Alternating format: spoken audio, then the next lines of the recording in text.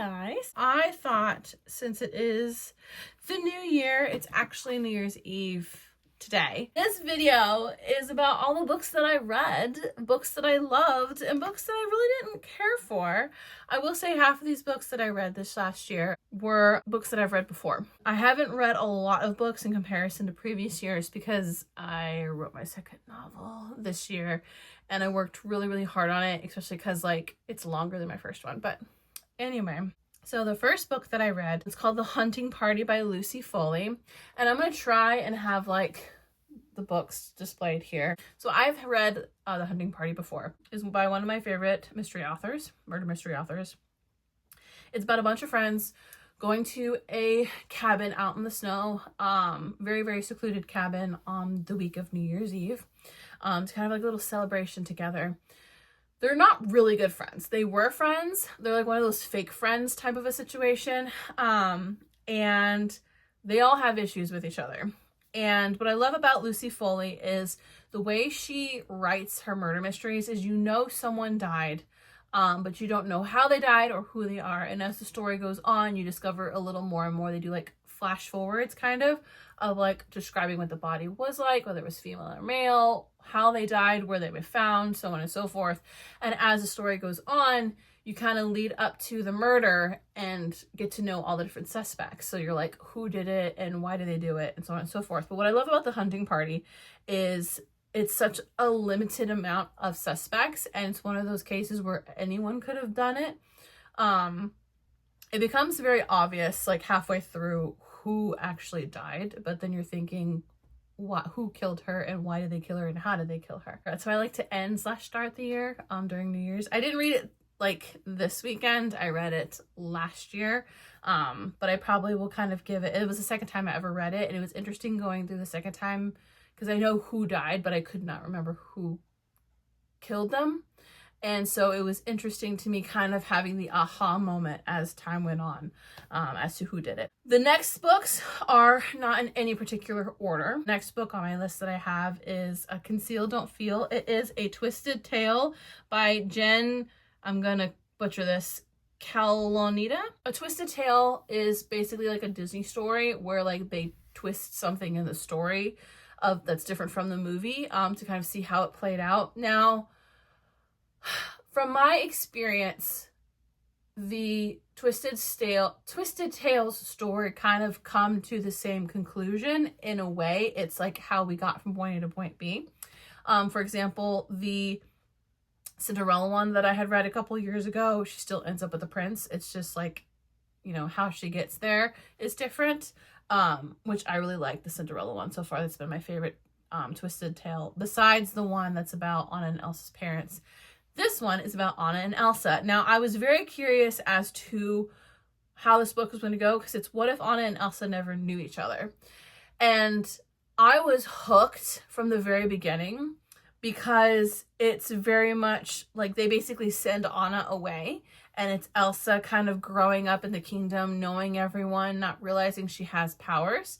And I really liked where it was going until it basically caught up with itself. And it was basically the same as the movie, especially towards the end of the story. And I just kind of felt like it could have been more creative. I can see them not wanting to sway too far from the story. And again, this is like only the second or third Twisted Tale story that I've read. I don't know if they all are like this, but the Cinderella one was very different. I just didn't enjoy it because of that. I was hooked until we got halfway through the story and it was basically the same exact as the movie, like Anna running away and such. And I just didn't like it. I really struggled to read it because it was just exactly like the movie. Another story that kind of felt the same way is Five Broken Blades. Again, I really wanted to like the story. It's Five Broken Blades by, again, I'm going to butcher this, Mai Corland. Basically, it's about five different assassins. They all have the same exact job for different reasons. They all have different motivations to assassinate a certain job. They all have trust issues. They end up all on the same path and having to bond with each other. I really liked it, and I liked, again, seeing all these different, it was single POV. I love single POV style, where like you got to see and hear and listen to all the different characters. Sorry, my cat is going nuts for some reason. Mocha, what are you doing? I hated the ending. It was one of those things where it looked like everything was going according to plan, everything was working out, and then at the very, very end, it was one of those like twisted endings, like surprise endings where you didn't expect it, but like it all just felt like it was for naught. And I know there's a sequel, but because this book was so freaking long compared to the stories that I typically read, and it just drug on and on and on, and I just got to a point where it's just like, I don't care anymore. I was just waiting for that, you know, like the conclusion, the happy conclusion at the end. Not even necessarily happy, the satisfying conclusion, I should say. I ended up giving it 3 stars because I was so disappointed in the ending. Another book that I was disappointed in, don't worry, I'm going to get to some books I liked here in a second. Something in the Water by Catherine Steadman. I've read books by Catherine Steadman before. This is the second book that I've read by her. I cannot remember what the book is that I read by her originally. I think it was The Family Game, I want to say is what I read by her. And I've read that book multiple times. I think that's by her. Something in the Water was really intriguing. It's like a suspenseful mystery in a way. It's not necessarily a murder mystery. It's about this newlywed couple basically, and one of them is filming a documentary, working with some potential mob cases in a way. She ends up going on a honeymoon with her husband, and they find something in the water. And I won't go into what it is, but basically they find something in the water, and it's very, very, very sketchy, sus, you know, like they should leave it in the water and report it and like not touch it and mess with it ever again. And then it mysteriously kind of follows them in a way, but they kind of make all of the like they make horrible mistakes, and then they have so many opportunities to kind of like go back and like come clean or make up for their bad mistakes, and they just get deeper and deeper and deeper and deeper and deeper into like bad situations, to the point where like they can't even trust each other anymore. And it just got to a point where like I was just like, what is going on in this story? It felt like she was just kind of spiraling, the author, and just didn't know where to go with it. Like there were multiple times I was listening to the audiobook and I was like shouting into the air. Nicholas Sparks, every romantic book reader recognizes that author. I've read pretty much all of Nicholas Sparks' books. I plan on reading the book by him and M. Night Shyamalan next year. It's on my TBR. I reread True Believer. I have not read it in years. It's been a very long time since I've read this book. I remember really liking it. And it's basically about this guy who is like a supernatural skeptic who like basically writes about cases and things that are like not true. Like calls them out as being like phonies and fakes and such. And he ends up going to this small town. All of Nicholas Sparks' books pretty much take place somewhere in like North Carolina. My thing died on me. I don't even know why, because like now it's at 15%. He goes basically to debunk these like ghost lights that are in the area, and ends up meeting a girl, small town girl, meets city boy, you know, typical story. And I remembered really, really liking it, but there were just some things, because I ended up listening to the audiobook this go around, and I didn't read it so slowly as I did the first time I read it. And there were just like a lot of things that were said by the love interest that I just didn't care for, and just like the way that she treated him. Like it was one of those things where I just didn't see the two of them meshing well, and it kind of made me not enjoy it as much. Now I have read the sequel, and I remember the sequel to the book is much better than the first one, and I love how it ends. Nicholas Sparks books always have like some sort of like bittersweet ending, and I did thoroughly love the ending. I remembered that. But I ended up giving it 4 stars, knocking it down from the 5 that I had given it the first go round, just because there were certain things, like connections that I made between the two characters. I also read it when I was in college, so this is like well over 10 years ago, and I just like, I feel now that I'm married, I think I felt differently about it, which is another reason why I like rereading books that I haven't read in a while. Because not only do I forget details of the story, but it's also interesting seeing my put on it as having it being a different part of my life. Before I get into all of the romance stories that I've read, because I've read quite a lot, one last mystery book that I read, Lucy Foley, The Paris Apartment. I think this is the second time I've read it. This is probably my favorite murder mystery by Lucy Foley. So it is basically about this whole event takes place in an apartment in Paris. And it's about a girl who is basically meeting up with her older brother and who lives in the apartment. He's disappeared. She has no idea where he is. Neither does anybody else.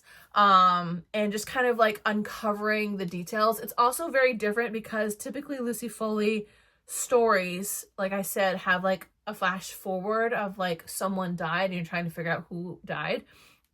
This one's very different because it doesn't do that. Basically, it says like, you know, oh, something happened to him. And then you have to figure out what happened to him and where he is and all this other stuff. And it gets real crazy. I thoroughly loved it. And there's a lot of characters in this too that I didn't really connect with the first time I read it. And the second go around I read it. Also, Lucy Foley audiobooks are great because every single character has a different voice. And I love that. Because it's easier to keep track of everybody. And I feel like you're able to like kind of put together a better picture when you have like an actual voice for every single character. Now these are technically by Twisted Tales authors, but they're not Twisted Tales themselves. They're more like adding to the story. So the first one that I read was Wings of Starlight. This, if you've ever seen any of the Tinkerbell movies, it's a Tinkerbell story essentially, but Tinkerbell's not in it. It's about Queen Clarice, the queen of the fairies. Now, if you've seen the movie Secret of the Wings, my favorite Tinkerbell movie, it's the one about Tinkerbell and her twin sister Periwinkle. There's a story in that movie about basically Queen Clarice of the fairies and then the warden of the snow forest having like a forbidden love / forbidden friendship in a way. And this is that story. They kind of hint on it and they hint on what happened. So you get like the gist of it. Two fairies fell in love, one from summer, one from winter. Something happens to one of them and then they decide to never see each other again to protect both sides. And then that continues on the movie, basically. This is that story. So you kind of get an idea of what's going to happen, that they're going to fall in love, that something bad is going to happen. But what I personally loved is it tells so much more of the fairy lore that I really, really enjoyed. And it made me look at the queen that's in, I think, every single Tinkerbell movie a lot differently.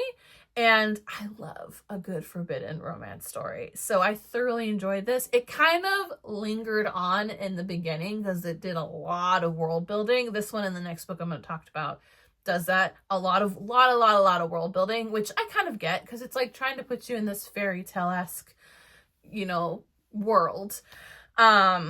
But when it comes to a romance, I just want to get to the good part. There is a lot of action and adventure in this as well, which I did not expect, but maybe like it a lot. So if you like fairies, or if you like Tinkerbell, or if you like forbidden romance, or all of those, I highly recommend that book. It is Wings of Starlight by Allison Saft, I believe it is. And then the next one, kind of going along the same, you know, subject matter in a way, The Fairy Godmother and Enchanter's Tale.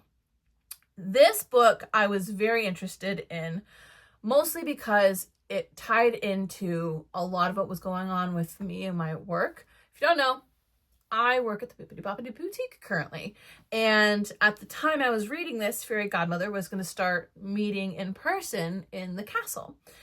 So to kind of get ready for that, I wanted to read this book and kind of see if I could come up with some more stories to tell our guests, and kind of connect with Fairy Godmother in a way, which I will say, having read this and having spoken to the entertainment manager, we were able to add in a little more extra storylines, and I was able to hype up my fellow cast members on the storyline with this as well. So like this was kind of one of those things where it's like, I'm going to read this as homework and apply it to my work. As a book, as a story, I had mixed feelings about it.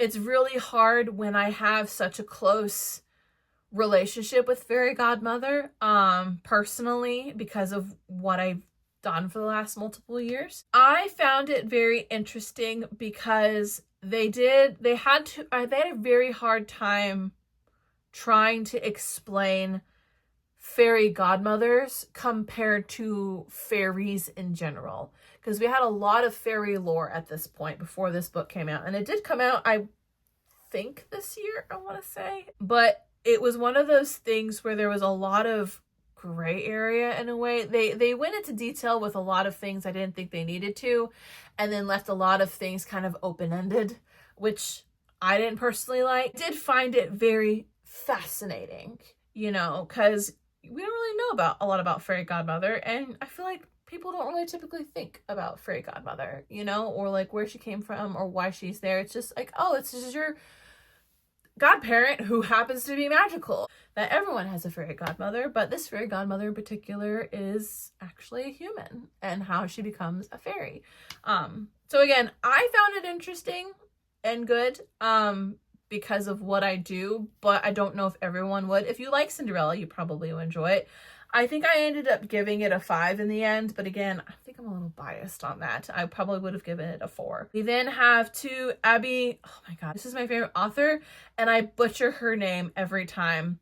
Abby Jimenez, it's going to be on the screen. You're going to be able to see it. There's 2 books, Yours Truly and Life's Too Short. Okay, so Yours Truly. I'm going to read the little synopsis they have here off of Google. Modern romance about a doctor whose life is in turmoil after her divorce and her brother's need for a kidney transplant. It's also about Dr. Jacob, a new colleague with social anxiety, who she initially clashes with, so it's very enemies to lovers. What I liked about it is I have had anxiety like over the last 10 years, and it's taken me a lot to learn about it and learn how it affects me versus other people, and how other people deal with anxiety and all this other stuff. So for me, I liked that the male doctor faced this, because I don't know a lot of guys who suffer with anxiety as much as I do, but I know a lot of women who do.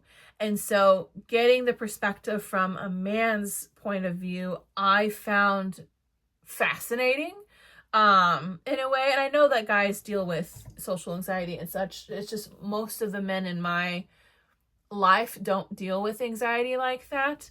But I also found it very romantic and very sweet in a way, because they kind of bond over it in a way. And she like helps him recover from it, and like recover from his anxiety for certain things and such, because they have like a lot of family that come by. And I also liked that it's 2 very headstrong in a way personalities that end up kind of mending and molding together to form this very beautiful relationship. And this is something that I love about her stories, is their characters always have a lot of stuff they're dealing with in their life. There's just like a lot of like stuff that they're stressed about, just like everybody else in the world. And they always end up not necessarily overcoming it, but learning to work together to accomplish what they're needing to do, without like sacrificing their wants and desires, which is like how life should be. You know, we're all dealing with stuff. And we just need to work together to get over it.